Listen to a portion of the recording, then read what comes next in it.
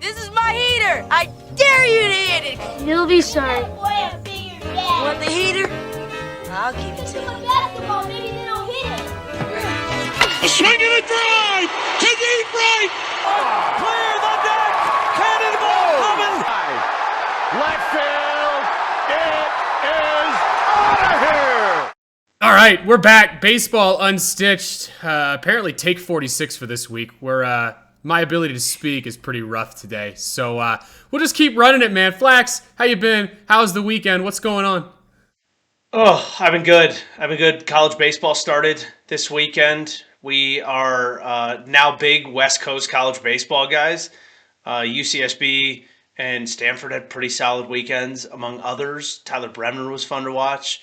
Rentaro Sasaki hit the crap out of the ball all weekend, which was a lot of fun. So all in all, pretty good weekend. Yeah, Jay Slaviolette hit as many home runs as takes in this podcast for us this week, which would be 3 in 3 games. Guy's kind of a dog for Nationals fans like me. It's pretty fun to watch one of those potential aircraft carriers start his season off so strong.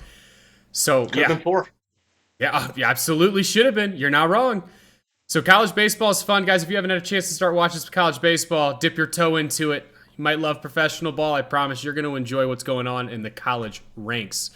Flax, what happened in baseball last week? This is the time of year where people are just adding depth outside of a few big moves. The Diamondbacks signed Kendall Graveman and Shelby Miller, both just depth arms. I like the move. Right, they're in a position where they've got a ton of pieces. We've talked about it forever. You need 9 to 12 starters to make it through a full season.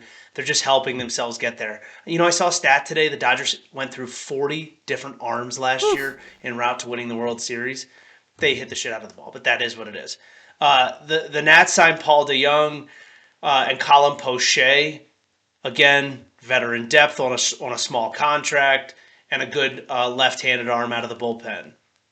Somebody finally picked up Kenley Jansen. The Angels signed him. I believe that was $10 million for a single year. The Twins signed Ty France. We were really excited about that.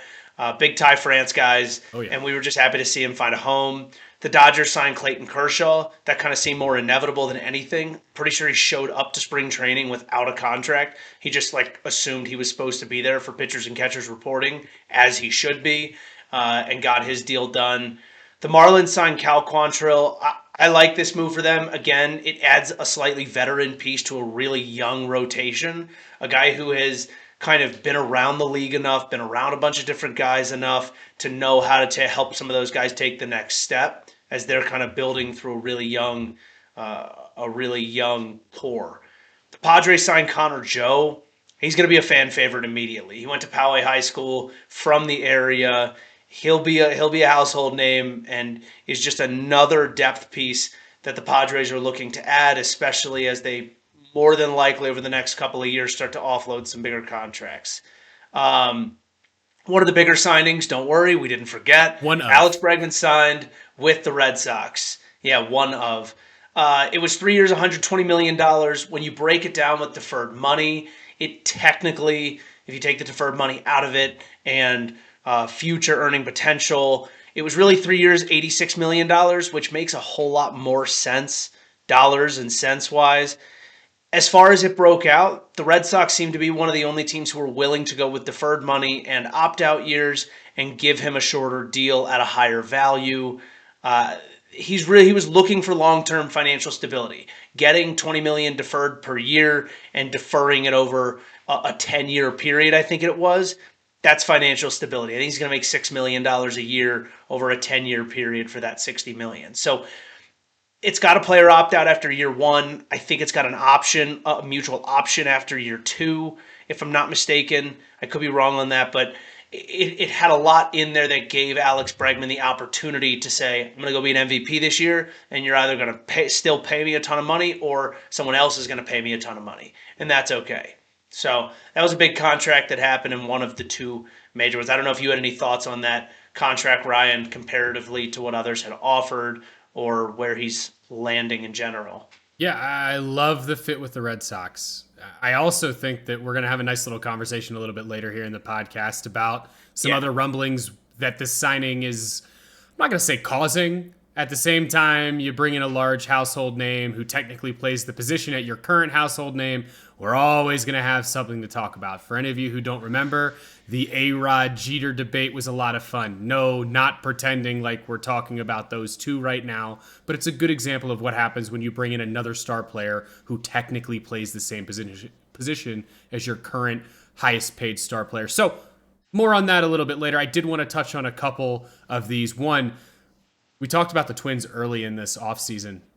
One of the things we talked about the Twins is we really wanted to see Minnesota play guys more consistently at one position on a regular basis. And then they go out and sign Ty France, one of the ultimate utility guys, regardless of what people think about of his speed or maybe overall athleticism. France plays every infield position outside of shortstop. He can catch, whether any of you realize that or not, and he's athletic enough to play a corner outfield spot. So he kind of just fits what they've been doing. I think it's hilarious. I think it was a great landing spot for him. I think he got enough money in the deal. So we'll see what happens. And then my last one is the Connor Joe piece. Not only is Connor Joe going home, but I promise all of you, Connor Joe is going to get a lot more ABs than people realize. Keep in mind that Hayward is locking down one of those corner outfield positions at the current moment. He's going to platoon with a guy like Hayward, and I think Connor Joe is potentially the first right-handed bat off of the bench for the Padres in most situations. So really excited to see Joe get an opportunity to play really good baseball on a really good team and have a chance to compete. And the Padres are another team we're going to talk about here in a little bit in this episode. Now that you've heard what's going on around the league, let's turn it back around and let's get to some of our main topics of the day. We're not starting with the Red Sox. We're not starting with the Padres. We're going to start with the Kansas City Royals and Cole Ragans, who just signed a 3-year, $13.25 million extension with the Kansas City Royals. It covers his final pre-arbitration year and his first 2 arbitration years. The first year he'll make $1.25 million, which is $1 million salary and a $250,000 signing bonus. Year 2 is $4.5 million, and year 3 is $7.5 million.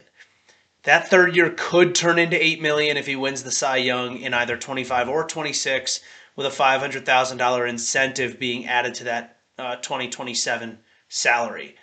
I think for both sides, this move makes a ton of sense.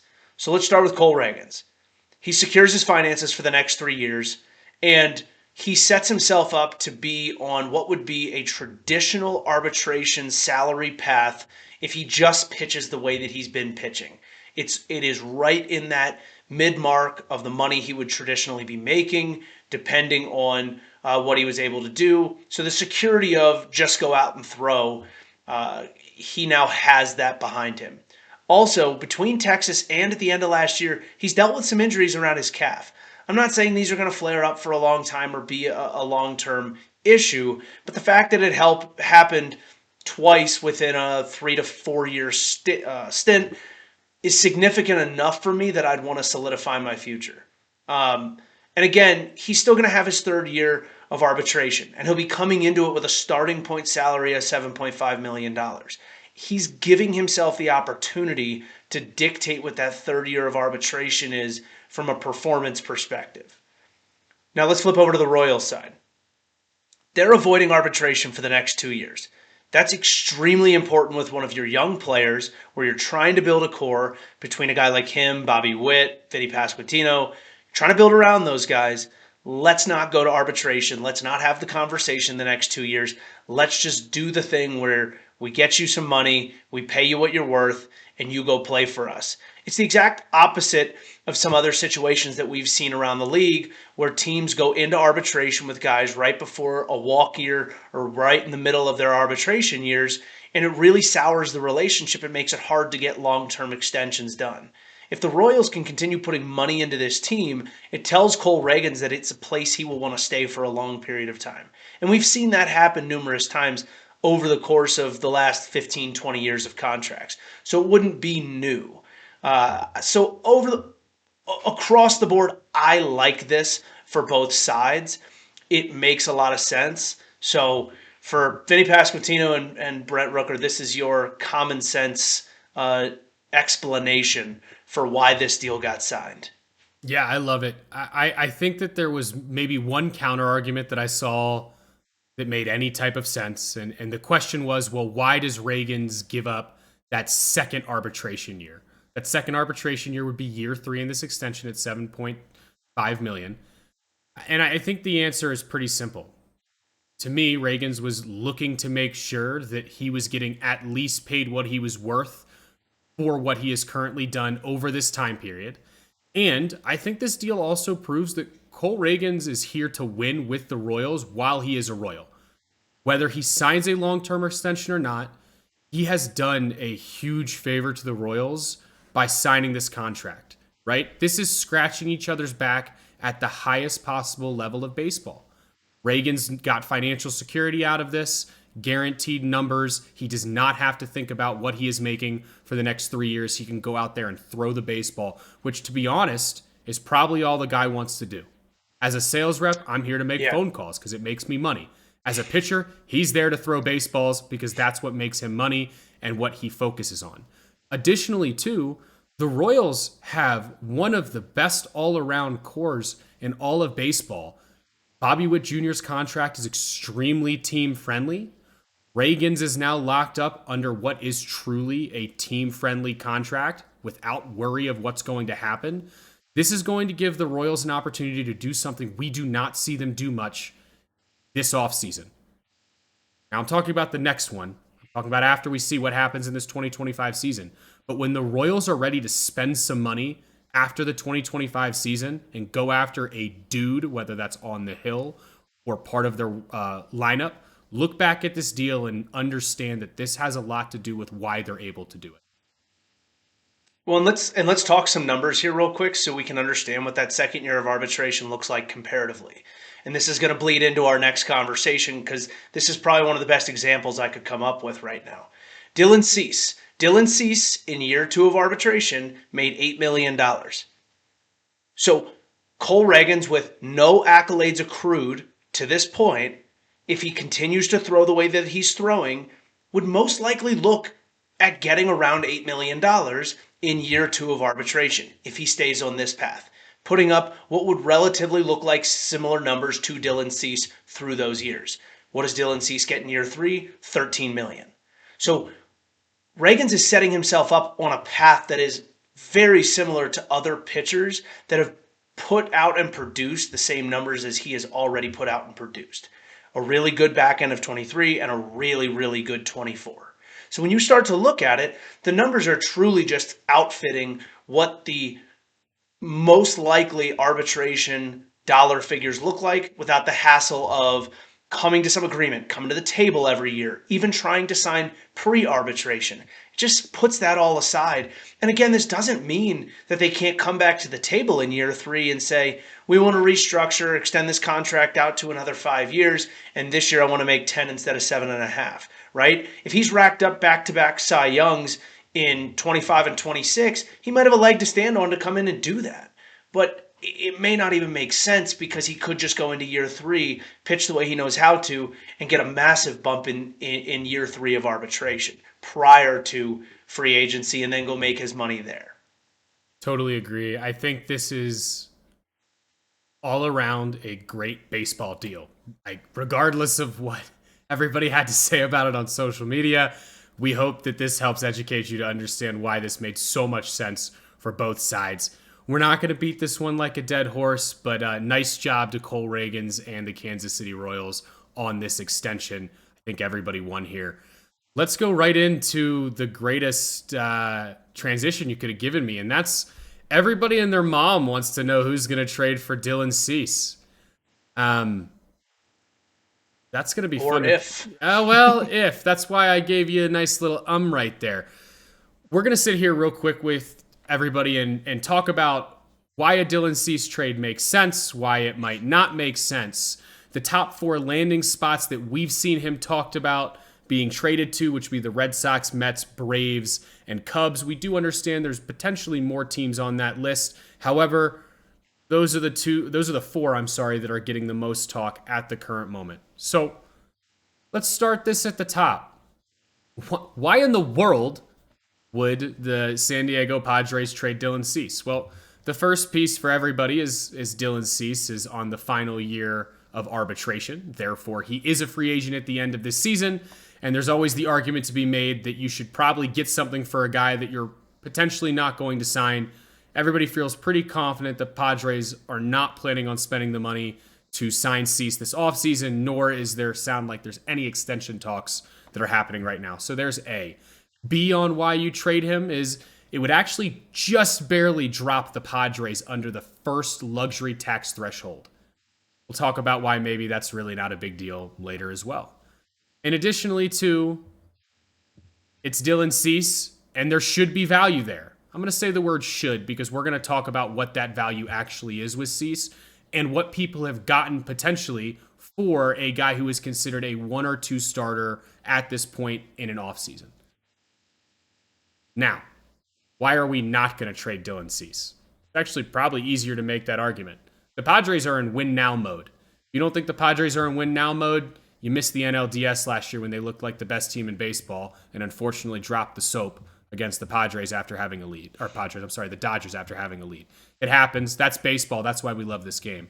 However, the best argument I can make is really simple. Dylan Cease, Michael King, Yu Darvish, Joe Musgrove, Nick Pivetta. That's a top 5, maybe even a top 3 rotation in all of baseball. If the Padres are in a win now window, why are we moving Cease? It almost doesn't matter if you get anything for him if you can roll that out 5 days a week. Barring an injury, you still have a rotation of 4 guys who are better than most people in baseball. So that's how I look at it. Flax, thoughts on Cease? Why not to trade him? Why to trade him? Where do you come in on this? We've talked about this a bunch, you and I, off the podcast. I don't see a lot of reason to trade him, quite honestly. I don't think what you're going to get in return necessarily nets you what you need going forward. I think the cost savings somewhat get negated if you're going to get something that's worthwhile because you're going to end up spending nearly that much money or more to try and hang on to them down the road. I also think just knowing that they've talked about wanting to offload some bigger contracts here in the next couple of years, you should be in a win now situation. And if that's the case, why not run the best thing you have out there? And on top of that, if you're looking to potentially get someone's like comp pick or something in a trade, realistically, you could wait a year, set yourself back a single year because you're going to tag Cease with a qualifying offer, and somebody else is probably going to sign him because you're not going to be willing to put up the money for a long-term deal or a longer-term deal that he wants. And you're going to get that compensation pick on the back end, which again would be a potential reason to stay as close to the tax threshold as possible. So there's as little penalty as possible on that comp pick in 26. So I don't know. That's how I feel in the long run and in the short run. I just don't see the value in doing it right now. Yeah, and that's something that we're going to talk about a little bit later is that there may be more value in holding on to Cease, seeing what happens. And then if you're really ready to deal him, there's probably more of a competitiveness to trade for him at the deadline where you potentially get more for him out of a month and a half of the season left rather than a full season. But we'll move to that when we get there. So let's talk about this idea of a Cease trade. I have seen so many mock trades with Cease, and everything is like the 2 and 3 prospect in an organization for these teams. And there's some very overzealous trade offers out there. So, it's really funny. Corbin Burns has found himself on this podcast a lot this year. And I think part of it is because Corbin Burns' journey over the last 3 or 4 years has been a relatively unnatural journey for pitchers. And he just finds himself in these interesting scenarios. So last year, February, I believe it was fascinating to say the least. I know. February 2nd or 3rd, he was traded to the Baltimore Orioles. What did the Baltimore Orioles get in return for the only guy I see right now who is comparable to Cease in a way? I actually think Burns is a better pitcher from an overall standpoint. He's won a Cy Young. He doesn't walk nearly as many guys. So there's an argument to be said that Burns should command more value than Cease does before I say this. The Brewers in return for Corbin Burns got DL Hall, who was a former top prospect for the Baltimore Orioles, already had Major League service time, and was no longer rookie eligible. Left-hander, high upside, probably out of the pen, did not pan out as the starter a lot of people wanted him to in Baltimore. They also got Joey Ortiz, who at the time was the 6th-ranked Baltimore Orioles prospect and the 63rd-ranked prospect in all of baseball at the time. Joey Ortiz is a utility infielder who will be starting at shortstop for the Brewers, more than likely, here in 2025. Finally, the Brewers got a comp round A pick, which turned out to be the 34th overall pick in this previous draft that we were just in. So, again, I want to emphasize the statement I've already made. I truly believe that everybody thinks that Cease will be worth that or more. I think there's an argument to be said that Cease might be worth that, but he's not going to be worth more than that. Unless somebody miraculously has a bidding war on him, which I do not see happening.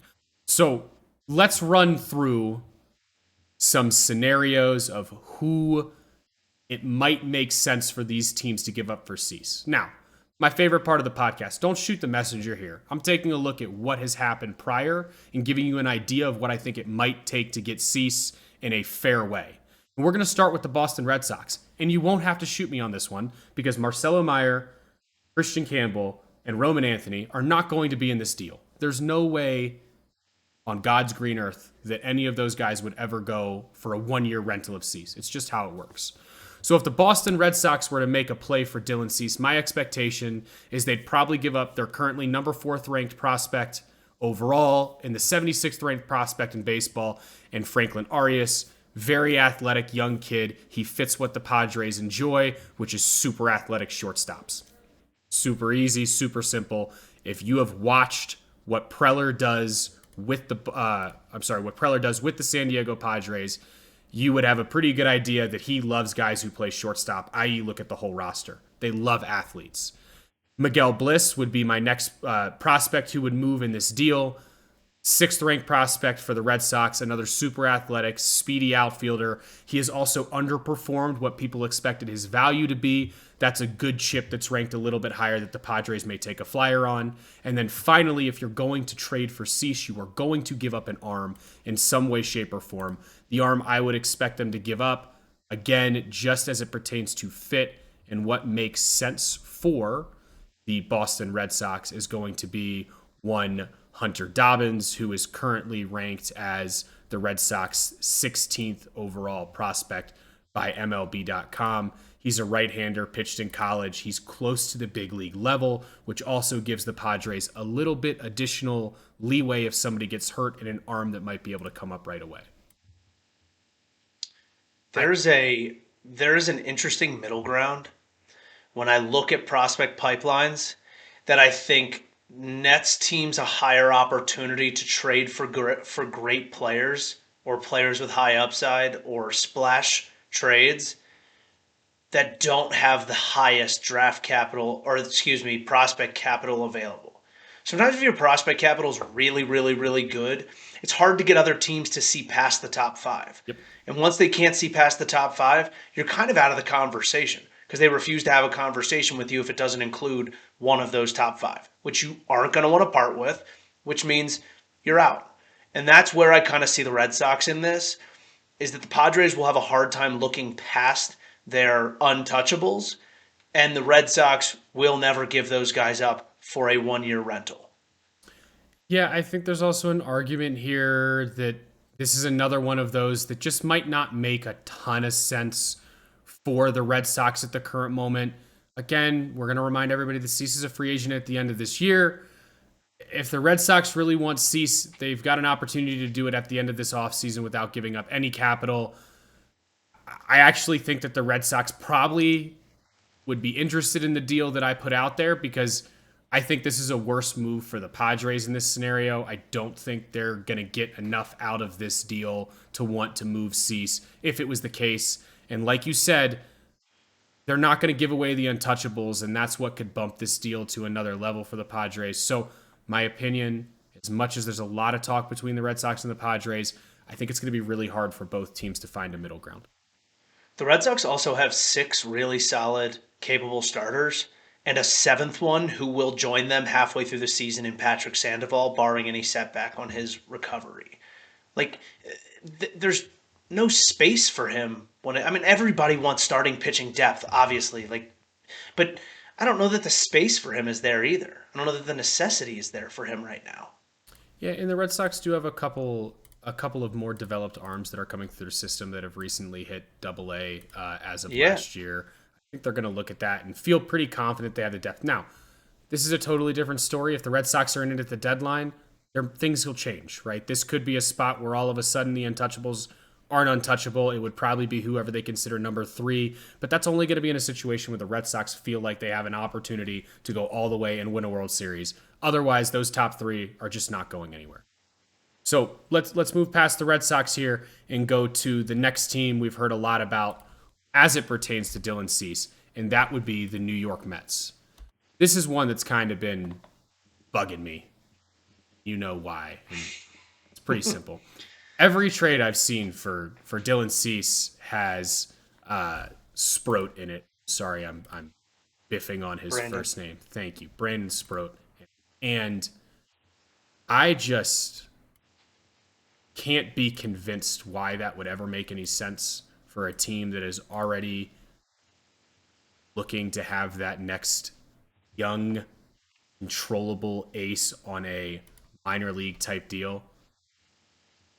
I would be baffled if they gave up Brandon Sproat. Yeah. I mean, listen, Mets fans, this is not the Wilpon days. Like, this is not chasing a World Series every single year. You're building something here. We're also talking about the team that has proven they will spend the money. And again, why do you give up Sproat when you can have Sproat and Cease next year? And as an NL East fan and somebody who's had to watch the New York Mets every year for his entire life, not always love how well you guys have played against the Nationals, kicking our butt up and down the curb at times in my 30 years on this earth. But you have an owner who's willing to spend the money. Just, again, it doesn't make sense right now. You have a roster that's going to compete. So regardless of my thoughts, let's talk about something that I think would make sense for the Mets. And I actually feel pretty good about this from a feasibility standpoint. You're going to give up Jet Williams, who is the number 2 ranked prospect in the Mets system right now, and the 58th ranked prospect in baseball. I believe he is the best prospect I have across the board, anybody giving up for Cease at this moment. However, Jet Williams, again, fits what Preller and the Padres love. Extremely athletic shortstops who can play multiple positions if you need them to because of their athleticism. Plus, though Williams had a down year last year, he's proven that he has great feel with the bat, and when he came back from his injury, especially at the end of the year when he started to look healthy, was swinging it well. I think they'd give up Jet Williams and their Comp A pick, which is the 38th pick in the draft. That is by far the most I would give up if I was the Mets. I do think it could feasibly be enough for the Padres in this scenario to give up Cease, barring they want an additional arm in there, of which the Mets do have a list of arms that could potentially make a lot of sense in here in Jonah Tong, Jonathan Santucci. There's a couple other arms that they could add into this deal to get them over the hump if they wanted to.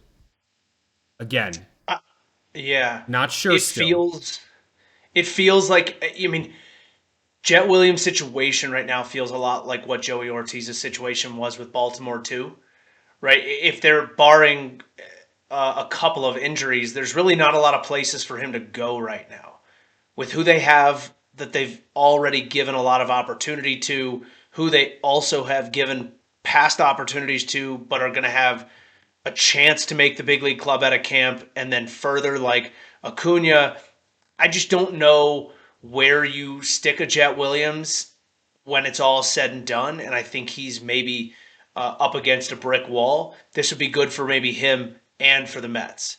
But again, I just don't know why you would give up anything when you could wait a year and spend the money and just get the guy.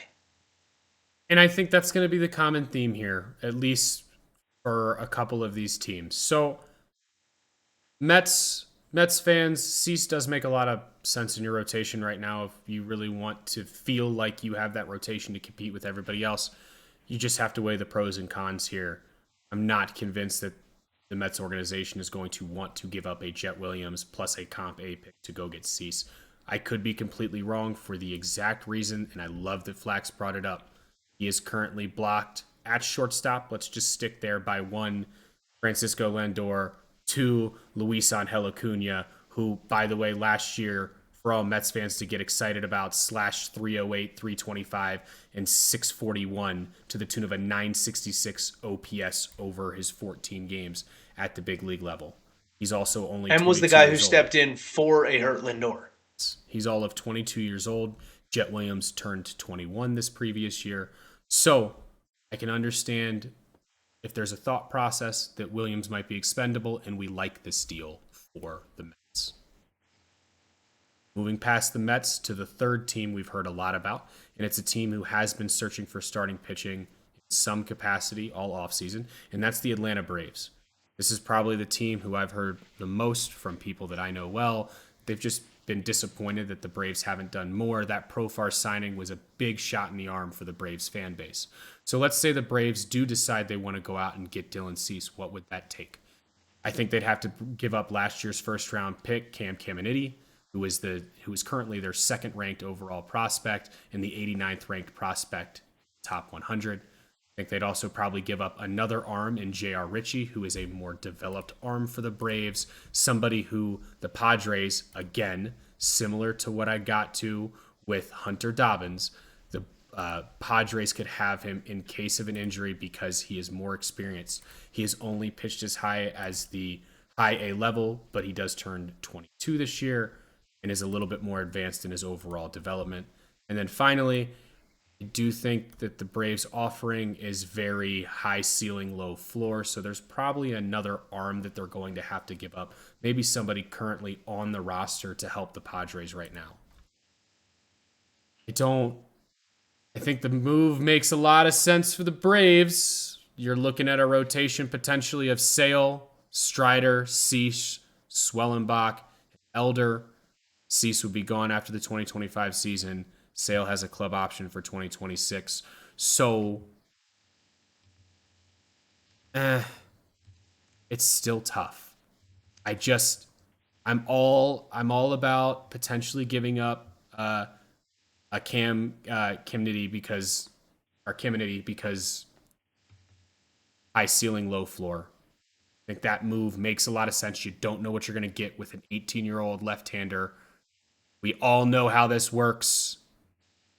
High school first-round picks who are pitchers, lowest likelihood of making the league and performing at the highest level. So I wouldn't mind this move for the Braves. This might be the one that makes the most sense.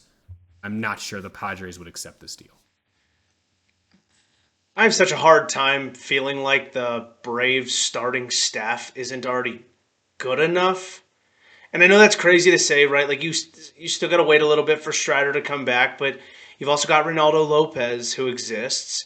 Ian Anderson went back to his old number.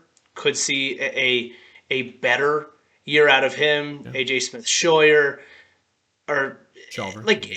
Shawver, excuse me. Like, I mean, you look at Bryce Elder, yes, no, maybe.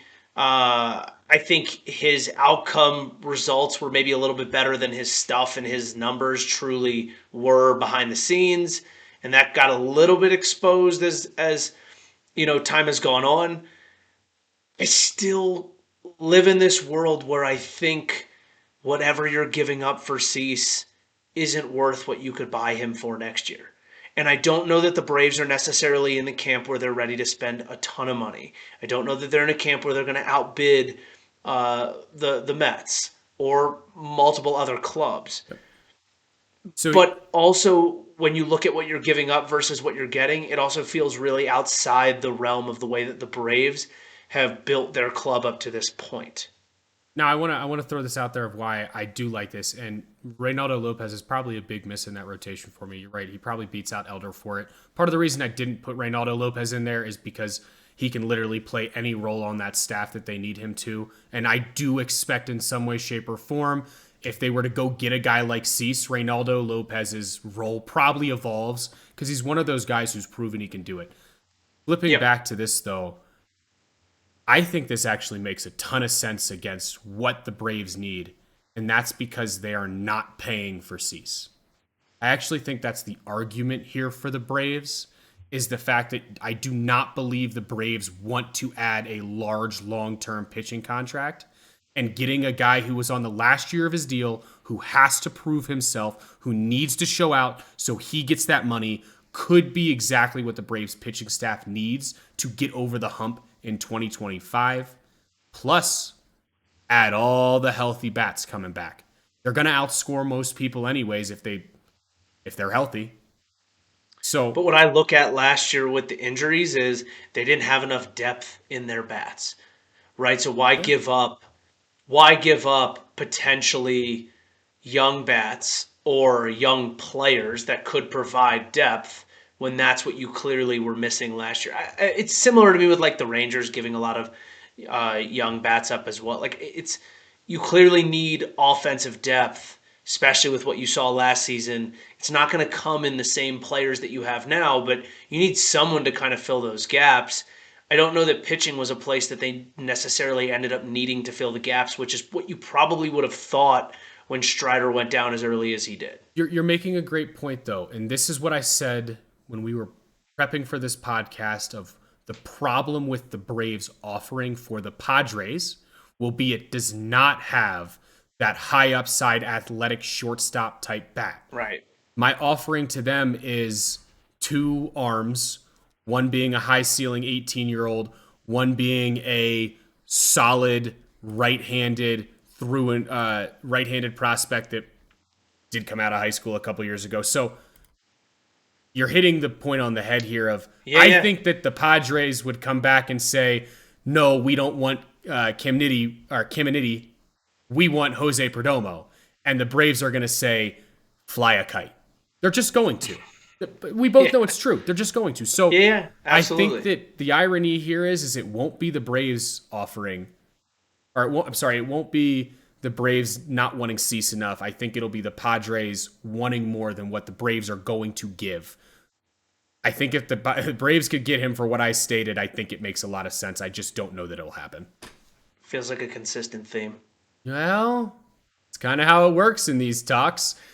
Listen, it was a consistent theme when trade talks were happening with the White Sox. You're absolutely correct. And we're not even going to dig into that move because that move will shock people here in about a year or two. Either way, let's move to team number 4, the Chicago Cubs. This is probably the team that is by far the best positioned to get Cease if they want Cease. 7 players currently in the top 100 overall prospects.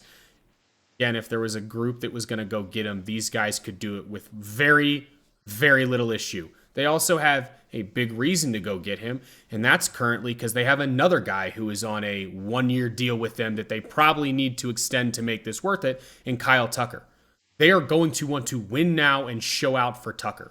We talked about how important everything is off the field for them with Tucker. I also believe that what the front office does to pad that team this year is going to say a lot to Kyle Tucker about how this organization is run. So what do the Chicago Cubs give up for Dylan Cease? I'm going to go with their number 5 overall prospect, who is that athletic middle infielder who can also play outfield, which is James Triantos. He's the 5th ranked prospect for the Cubs, 73rd ranked prospect in all of baseball. I think that the Padres would again want another very athletic, moldable type player.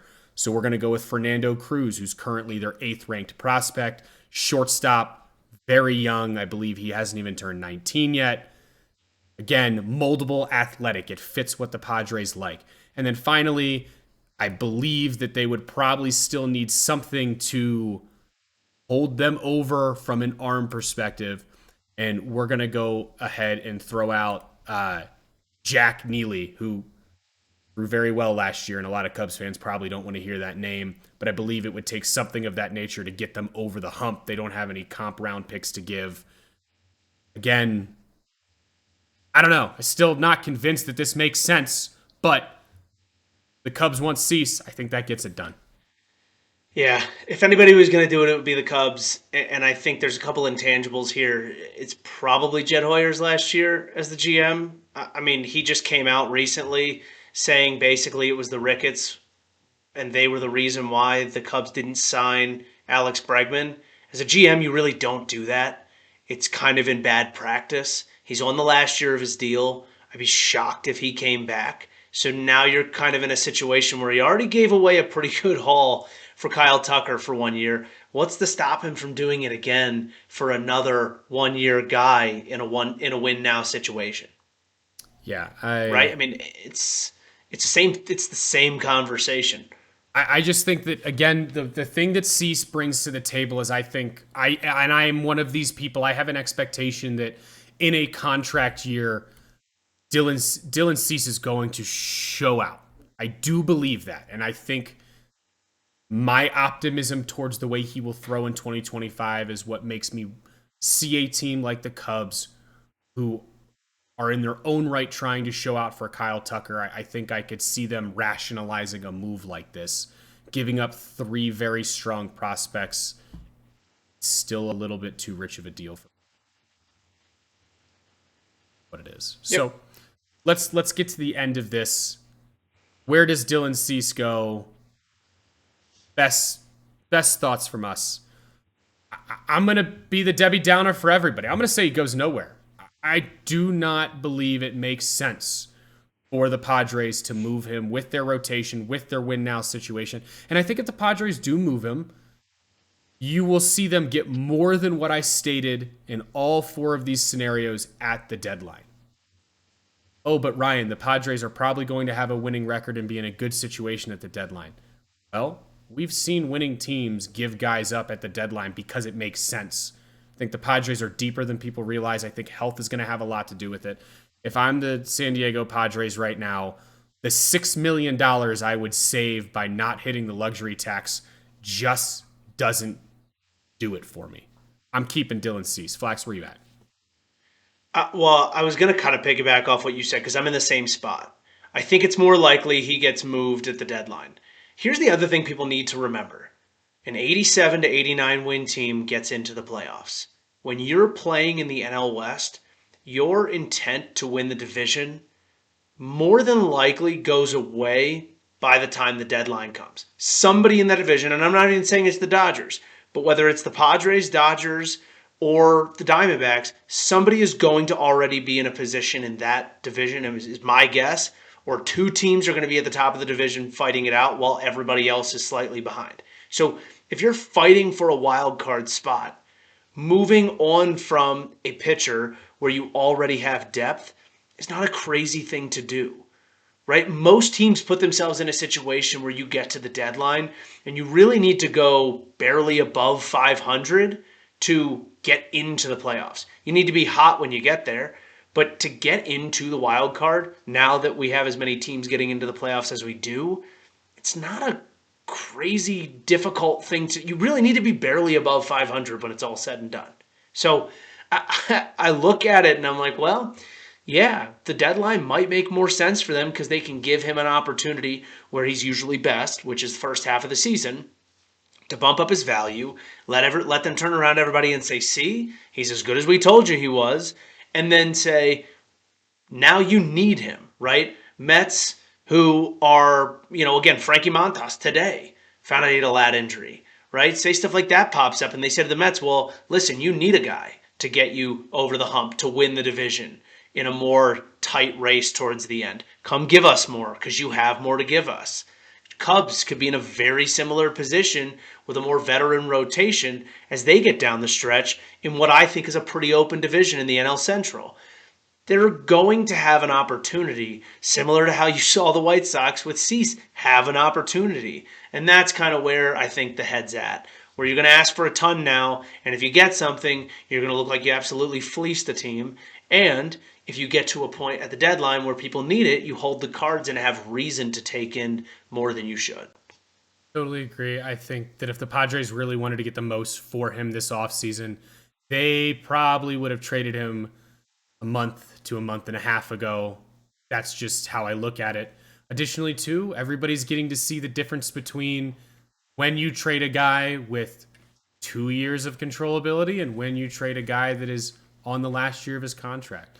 Those rentals have that much more value for whatever reason at the deadline.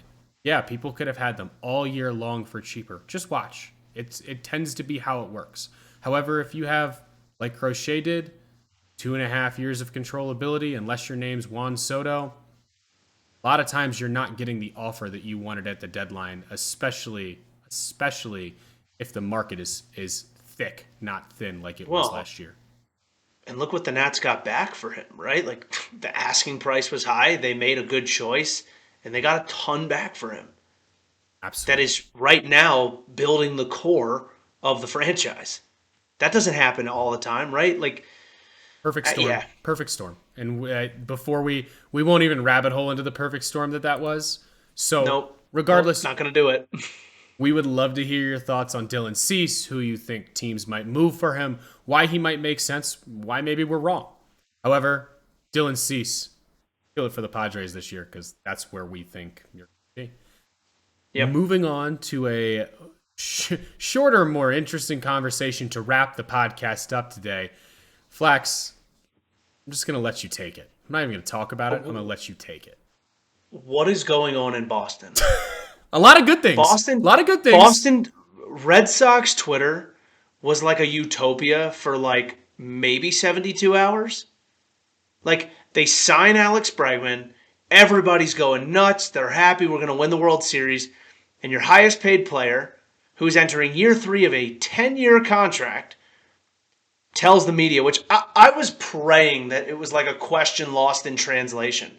And then he and his interpreter doubled down on it. And then Alex Cora followed up on Rafael Devers basically saying, I'm the third baseman. That's not changing. Well, I'm sorry. Your team just signed for a very high price tag one of the best defensive third basemen in the league.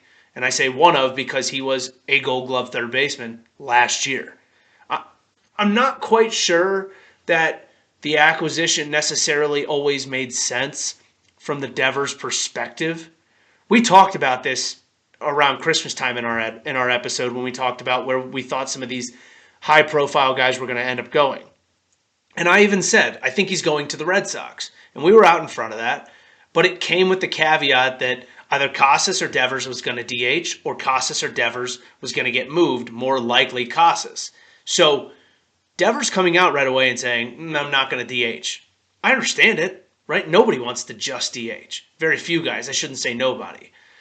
But why are we airing this dirty laundry out on day 6 of spring training? And why is Alex Cora backing it up in his interview saying, oh, well, it's not the same regime as it was last year. We can't adhere to those promises that were made. Like, the correct response is, listen, guys, we're going to get everybody reps at a lot of different positions this offseason. We're going to figure out where everybody fits best. And then when the season comes, Alex Cora puts a lineup together, puts people in the field, and says, I don't care what you think. This is the team we're going for, and we win. Right? Like, it's just, what is going on in Boston? Communication. If there's one thing that you learn from this podcast that is not related to baseball, I pray that it's the fact that communication is probably the biggest key to everything related to sports and business across the board. I don't want to put too many numbers to this because, frankly, I don't know that it's worth it. Rafael Devers is a 944 fielding percentage third baseman. Alex Bregman for his entire career at third base is a 968 fielding percentage. And that's a basic stat. That's not meant to wow you or say anything too crazy. The point being is that Bregman is a far, far better third baseman. If you want to dig into a more analytical stat, let's do defensive runs saved because everybody loves to save runs. Alex Bregman is a positive 27 defensive runs saved player throughout his entire career with only 2 seasons of negative defensive runs saved at the position of third base. Rafael Devers, on the other hand, is a negative 62 defensive runs saved player who has never had positive defensive runs saved at third base. I think Bregman not playing third base would be a massive, massive mistake by the Red Sox. No, it's hard, right? Like the potential that this could be turnover news in the next 48 hours is really high, right? Like, we may just not be talking about it, but I'll tell you who took reps at third base today. Alex Bregman. he will see innings at third base, and it will become very apparent very quickly how much more confident their pitchers are, their defense is, and their team is with a guy like that at third base versus a guy like Rafael Devers. It's baseball. Like, it's not a hard concept to grasp. Totally agree. I think the last point of it is, I'm going to go back to that communication statement. This is what we talk about so much about.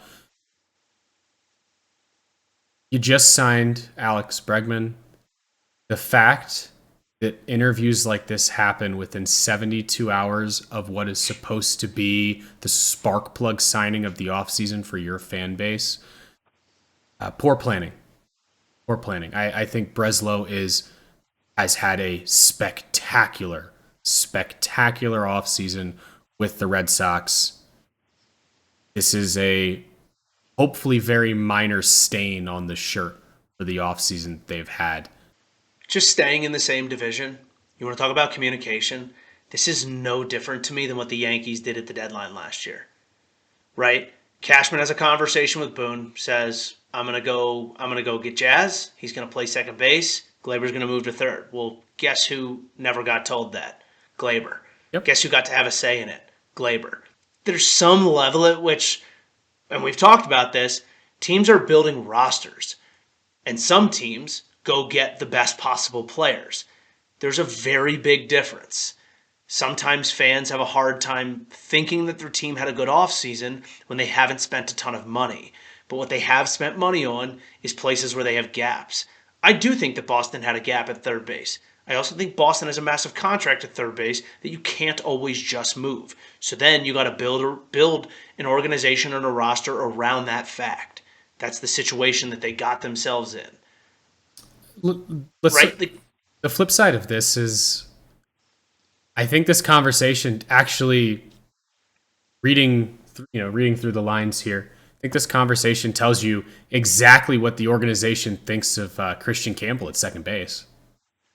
I think quietly, it really does, because if there's disappointment, they were probably hoping to have him as their everyday second baseman, and now you have to work through how that's going to work for the roster. So either way, all in all, reality, Craig Breslow and his entire new front office staff, you guys really did kill it this offseason for the Boston Red Sox. Oh, yeah. Took that organization in a great direction.